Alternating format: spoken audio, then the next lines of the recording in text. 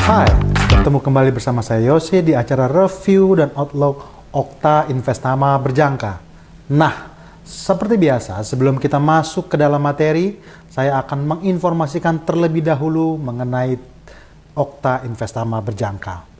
Oke, untuk perizinan dari Okta Investama Berjangka itu sudah sangat-sangat lengkap, di mana sudah ada perizinan dari Bapepti, kemudian Lembaga Clearing Berjangka Indonesia, tergabung di ICDX dan juga Asosiasi Aspeptindo.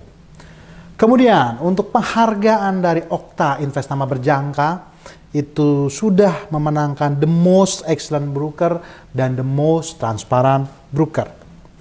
Untuk kelebihan trading di platform MT5-nya Okta Investama Berjangka, yang pertama kali itu adalah low spread, di mana features ini paling banyak dicari oleh para rekan-rekan traders untuk memudahkan atau mempercepat peluang untuk profit di market. Kemudian low commission, commissionnya pun juga sangat-sangat minim. Kemudian free swap. Nah, bicara free swap, ini merupakan salah satu unggulan platform MT5-nya Okta Investama Berjangka, yang mana nih sedari awal traders membuka account sampai dengan seterusnya itu betul-betul free swap. Kemudian proses withdrawal itu juga sangat cepat menggunakan jam lokal Bank Umum Nasional. Dan yang terakhir, kita mempunyai program yang bernama Okta Vaganza, yang mana dari setiap kali traders itu bertransaksi di market, dari tradingan tersebut akan terakumulasi menjadi lot, dan dari lot-lot yang terakumulasi tersebut dapat diredeem menjadi poin. Nah, dari poin-poin yang terkumpul, itu langsung dapat ditukarkan menjadi hadiah langsung. Mulai dari voucher, kemudian emas 1 gram, 5 gram, 10 gram, sampai dengan meningkat seterusnya hingga motor listrik dan mobil listrik. Oke, untuk media sosial Okta Investama Berjangka, itu ada website www.okta.co.id. Kemudian kita juga ada Facebook, Instagram, YouTube, Twitter, dan TikTok, tetapi kita declare bahwa Okta Investama Berjangka tidak menggunakan platform media sosial Telegram. Nah, tanpa melupakan disclaimer on, materi ini bersifat informatif untuk referensi dan seterusnya. Oke, tanpa menunggu waktu lama-lama lagi, kita mulai masuk ke dalam materi-materi apa saja nih yang menjadi bocoran untuk pekan ini. Tetapi terlebih dahulu, seperti biasa kita akan menginformasikan apa yang terjadi di pekan kemarin. Karena bisa jadi apa yang terjadi di pekan kemarin itu akan berkelanjutan di pekan yang akan datang, atau dalam hal ini adalah pekan ini. Oke, untuk sesi Senin, di sesi kemarin itu masih terbilang sepi, di mana Bank Sentral Inggris itu ada libur.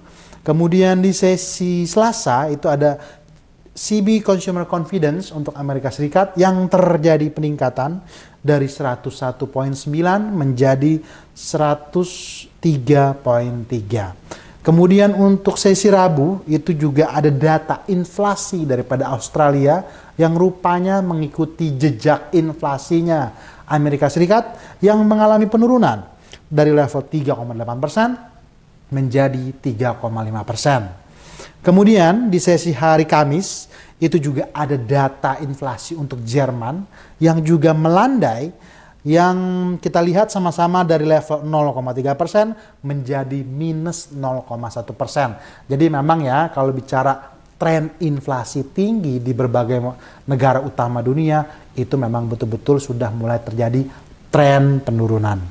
Kemudian untuk prelim GDP, nah inilah yang memberikan kejutan bagi pasar, dikarenakan GDP-nya Amerika Serikat itu tadinya ekspektasinya dari 2,8% dirilis tetap sama-sama di 2,8%. Bahkan ada kalender ekonomi, yaitu Trading Economics, yang mengekspektasikan bahwa GDP Amerika Serikat itu akan justru terjadi penurunan dari 2,8% menjadi 2,6%.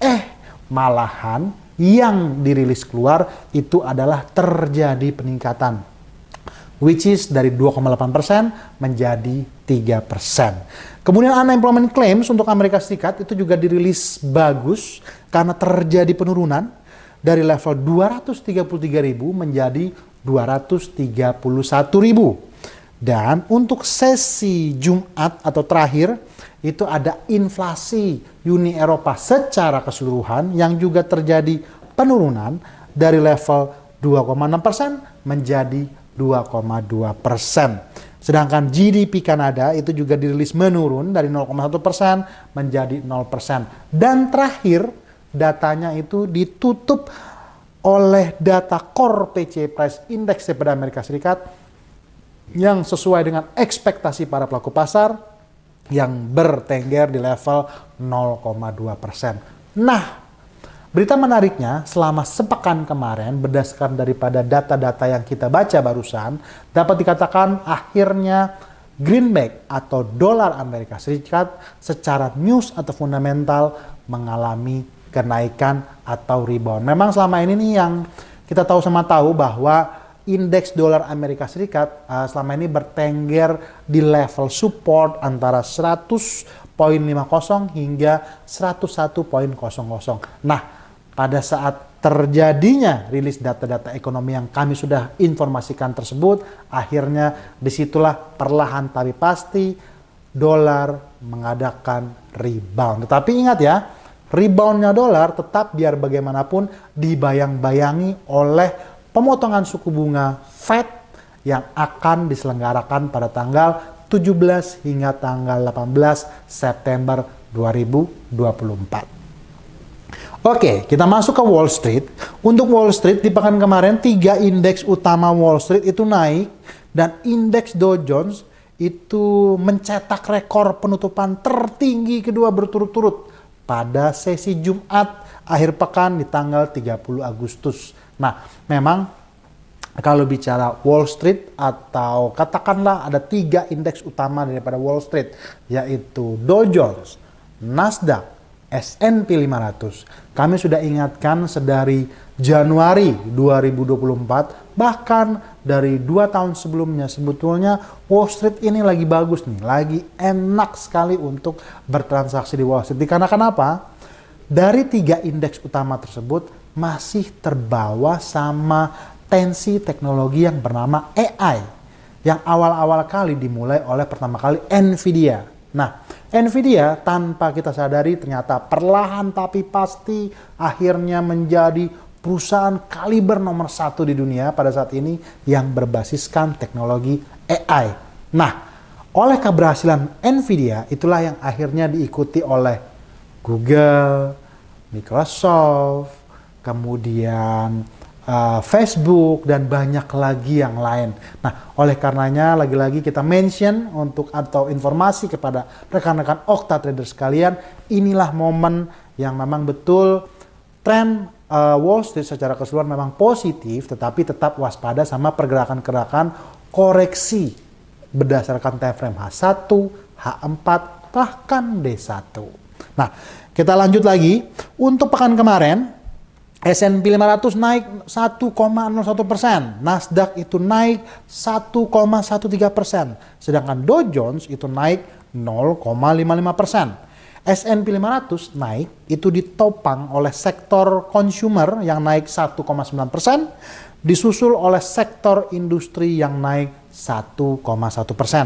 Dalam sebulan, dalam rentang waktu sebulan pada bulan Agustus, S&P 500 naik sebesar 2,3%, Dow Jones naik 1,8%, dan Nasdaq naik sebesar 0,6%.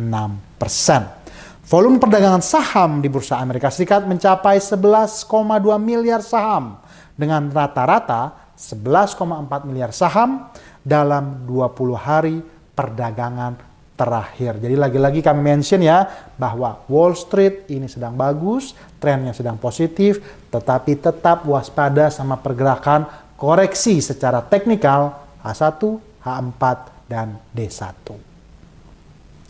Oke, sedangkan untuk minyak sendiri, harga minyak itu di pekan kemarin itu ditutup anjlok lagi-lagi.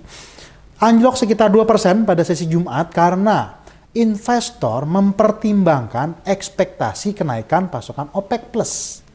Mulai Oktober bersamaan dengan berkurangnya harapan pemangkasan suku bunga Amerika Serikat yang besar di bulan depan, di bulan ini maksudnya.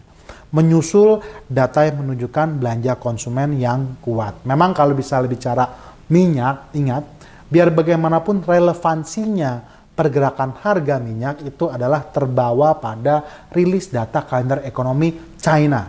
Karena seperti kita tahu sama tahu dan tidak pernah bosan-bosannya kami menginformasikan kepada rekan-rekan Okta Trader sekalian bahwa China itu merupakan negara importir nomor 1 minyak terbesar di dunia. Jadi kalau ada apa-apa nih dengan data kalender ekonominya China, otomatis akan mempengaruhi daripada harga minyak internasional secara keseluruhan. Nah, dalam hal ini kita tahu sama tahu bahwa minyak ini sekarang ini masih terbelenggu oleh biar bagaimanapun dari data ekonominya yang kurang bagus, dikarenakan kemarin masih ada krisis daripada propertinya. Yang kita tahu sama tahu bahwa kasus huge Evergrande itu biar bagaimanapun masih membayangi pertumbuhan ekonomi China secara keseluruhan. Nah, kenapa sih Pak kalau dibilang untuk properti itu sangat-sangat mempengaruhi banget gitu? Karena begini, ilustrasinya.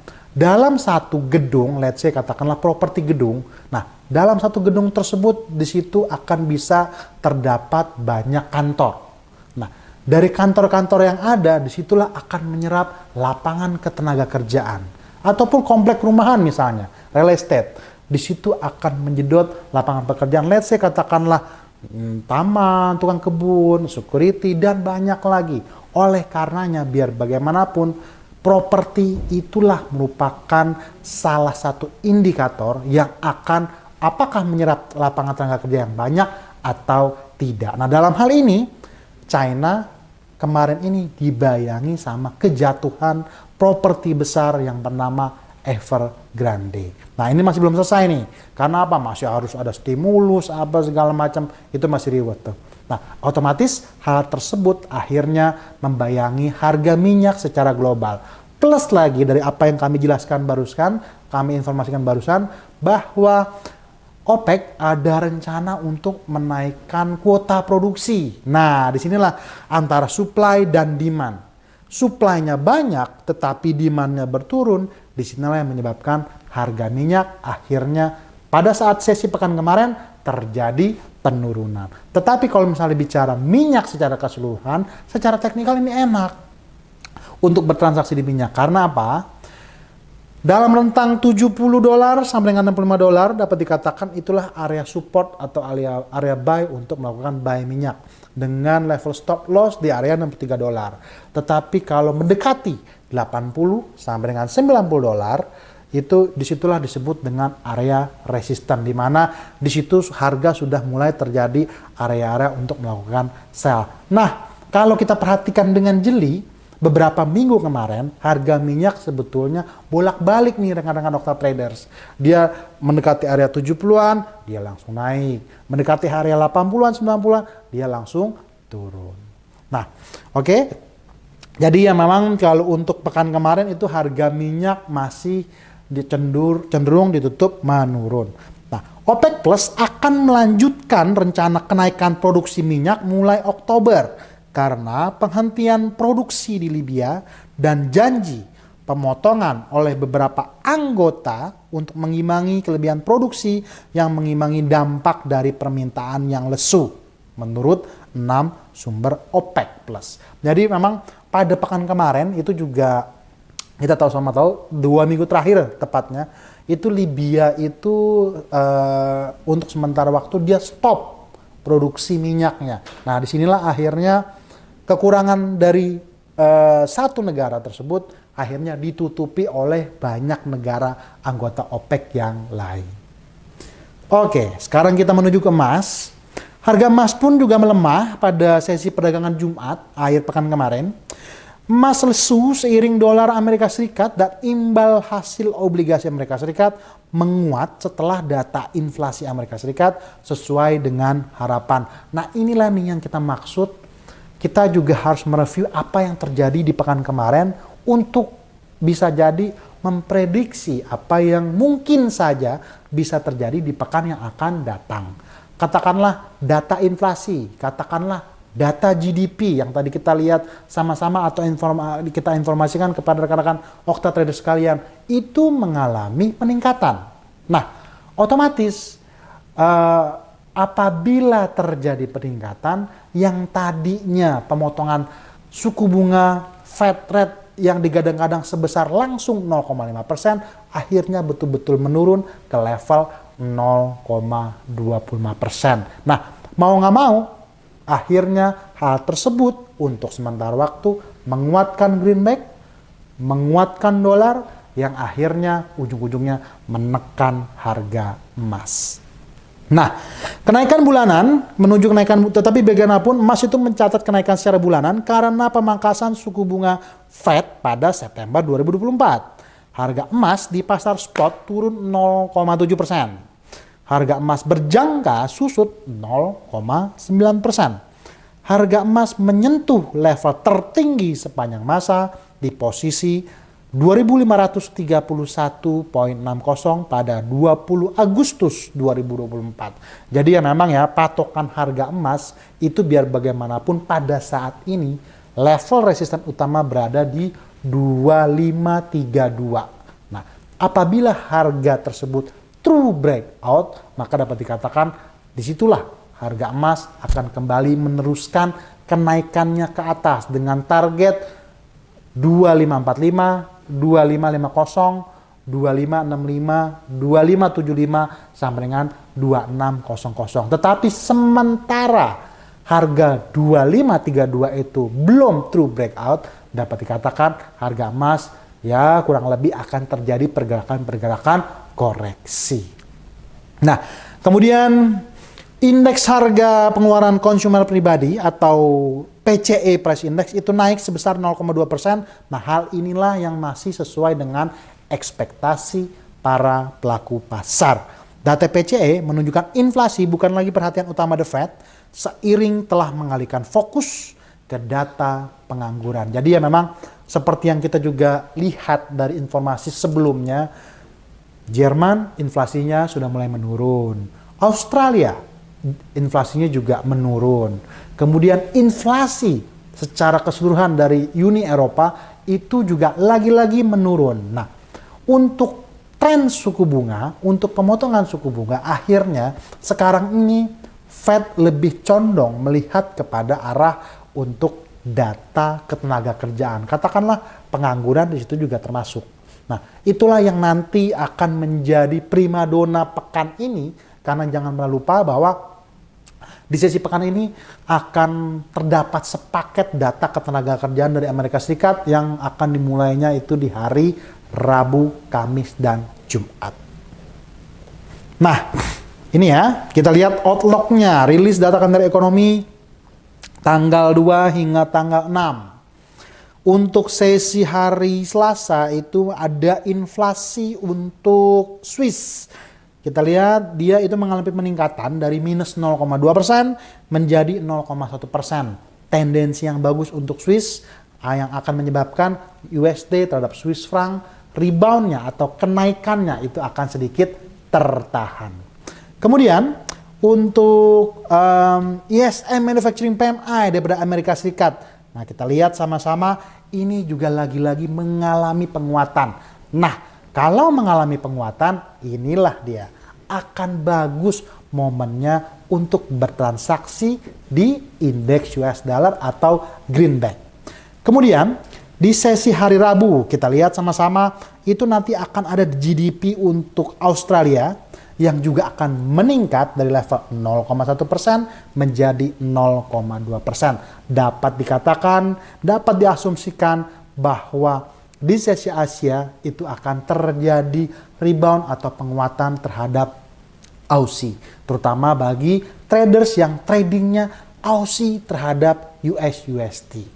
Kemudian di sesi hari Rabu itu masih banyak data-data kalender ekonomi, yang paling terutama juga adalah data suku bunga daripada Bank Sentral Kanada. Nah, ini nih yang seru nih, rekan-rekan Okta Trader sekalian. Karena apa? Bicara pengumuman suku bunga daripada Bank Sentral, biasanya nih dalam tanda kutip itu akan memberikan peluang yang bagus untuk bertransaksi bagi para traders. Dikarenakan apa? Biasanya kalau ada pengumuman suku bunga daripada bank sentral di suatu negara, pergerakannya akan sangat-sangat entah itu naik, entah itu turun. Nah, untuk daripada Canadian Dollars itu untuk platform Okta Investment Berjangka itu ada banyak. Ada USD terhadap Kanada, ada Euro terhadap Kanada yang cross rate, ada GBP terhadap Kanada, ada AUD terhadap Kanada, ada Kanada terhadap Yen, ada banyak. Jadi peluangnya itu akan benar-benar ada di hari Rabu untuk Canadian Dollars. Kemudian di sesi hari Kamis,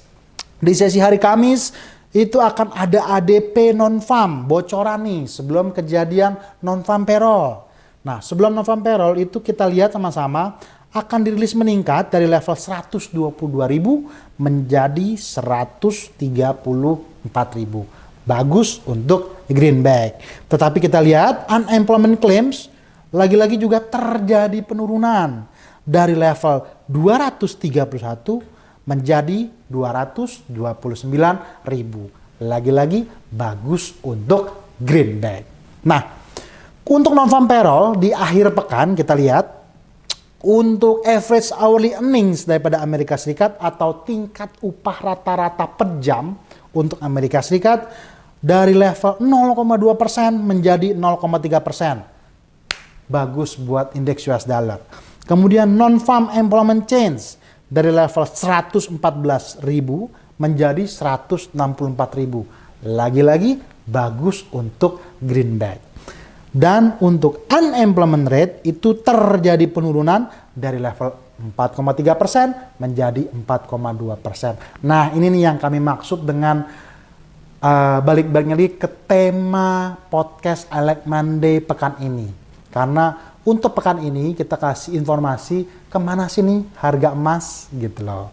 Untuk pekan ini berdasarkan rilis data non-farm payroll yang akan dirilis di hari Jumat nanti. Nah, kalau melihat seperti ini kondisinya, dapat dikatakan bahwa Greenback itu akan terjadi penguatan dan bisa jadi emas itu pada saat seandainya betul ya, lagi-lagi kami tanpa melupakan disclaimer, seandainya betul rilis datanya tiga-tiganya keluar seperti yang sudah kami sampaikan tadi, dapat dikatakan emas akan terjadi pergerakan koreksi.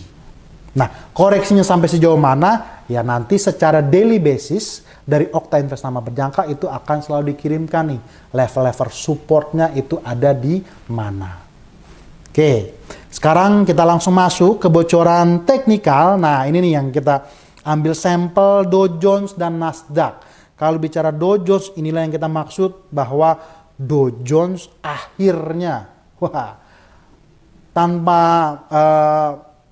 kita masukkan yang benar-benar bagus sekali bahwa Dow Jones itu akhirnya all time high selama 2 hari berturut-turut. Dan saat ini kita lihat sama-sama. Nah, sekarang ini tertahan di level 41.607. Nah, dapat dikatakan apabila Dow Jones terus bergerak naik, maka level resisten berikutnya akan menuju ke 42.403, kemudian 42.860. Tetapi ingat ya, seperti yang sudah kita sampaikan berkali-kali bahwa ingat, biar bagaimanapun waspada sama pergerakan koreksi time frame H1, H4, dan D1. Sementara untuk selanjutnya kita ambil sampel untuk Nasdaq. Nasdaq pun juga ini sedang terjadi kenaikan. Saat ini tertahan di level resisten 19.595. Nah, dapat dikatakan level resisten atau target atas berikutnya akan menuju ke 20.125, 20.564, dan 20.981. Oke, itu untuk bocorannya Wall Street. Sekarang kita beralih ke, nah ini nih yang kita maksud nih. Jangan lupa rekan-rekan auto traders, di hari Rabu, seperti yang tadi kita mention bahwa platform MT5-nya Okta Investama Berjangka itu ada banyak produknya tentang Canadian Dollars. Katakanlah ini kita ambil samplingnya itu USD Kanada. Yaitu kita lihat sama-sama. Nah, kita besarkan dulu ya. Oke. USD Kanada kita lihat bahwa saat ini tuh sudah terjadi pergerakan koreksi atau pergerakan penurunan yang cukup dalam secara teknikal, tetapi nanti hari Rabu akan ada berita yang menarik untuk Canadian dollars yang bisa jadi bahwa hal tersebut akan membuat USD Kanada akan kembali rebound. Seandainya rebound akan menuju kemana? Level resisten pertama itu ada di 1.3557, kemudian 1.3631, kemudian 1.3691. Oke, nah inilah bocoran akan arah kemana USD Kanada. Dan untuk sampling berikutnya kita akan lihat. Kita ngambil data untuk GBP terhadap US. GBP terhadap US itu sudah terjadi kenaikan yang tajam selama beberapa hari berturut-turut, selama 2 minggu bahkan. Ya, nah, tetapi sekarang ini sedang terjadi pergerakan koreksi dan saat ini tertahan di level support 1.3123. Nah, level atau target bawah berikutnya atau yang bisa menjadi, Pak saya mau nyarinya momen buy aja deh, boleh gitu loh. Momen buy yang bagus berada di level 1.3035, 1.2964, dan 1.2893. Oke. Dan menunggu waktu lama, kita sekarang beralih ke bocoran berikutnya. Minyak. Nah, minyak kita lihat. Secara teknikal ini sedang terjadi penurunan seperti yang disampaikan tadi, biar bagaimanapun harga minyak dipengaruhi oleh sentimen dari permintaan secara global dari negara importir nomor 1 terbesar di dunia, yaitu katakanlah China. Nah, minyak sedang menurun dengan target penurunan berada di 72.89, 72.15, 71.45, 70.01, dan yang terakhir target bawahnya 69.11. Level-level itulah yang menjadi target bawah atau level-level itulah yang bisa menjadi area buy rekan-rekan Okta Trader sekalian. Nah, sekarang kita langsung masuk ke emas. Nah, untuk emas ini juga sedang naik. Inilah yang kita maksud dengan terlihat jelas ya. Tren naiknya itu harga tertinggi sepanjang masa biar bagaimanapun berada di resisten 2532. Itu nggak boleh true breakout yang seperti tadi kita sampaikan. Kalau itu true breakout, itu disitulah baru dapat dikatakan bahwa emas akan menuju level atas berikutnya di 2545, 2550, 2565, 2575 sampai seterusnya hingga 2600. Tetapi sementara sebelum true breakout ke 2532 dapat dikatakan waspada sama pergerakan korektif daripada harga emas. Apalagi tadi kita juga lihat sama-sama non-farm payroll, kalau memang betul rilisnya itu bagus semua untuk greenback, ya kan tadi kita lihat non-farm payroll, unemployment rate, kemudian average hourly earning. Nah, disitulah korektif harga emas atau harga buy emas yang bagus itu ada di level 2489, 2475, 2463, 2442 hingga yang terakhir itu adalah 2421. Nah, oke, materinya sudah habis. Itulah jadi bocorannya yang sesuai dengan tema pekan ini untuk arah emas mau kemana sih berdasarkan non-farm payroll yang akan berjalan nanti. Nah, tidak bosan-bosan kita sampaikan kepada rekan-rekan Okta Trader sekalian, pada saat berada di market, rencanakan dahulu nih apa yang ingin ditradingkan. Dan tradinglah sesuai dengan apa yang sudah ada rencanakan. Bersama Okta Invest sama Berjangka, bertemu kembali bersama saya Yosi di pekan depan. Bye-bye.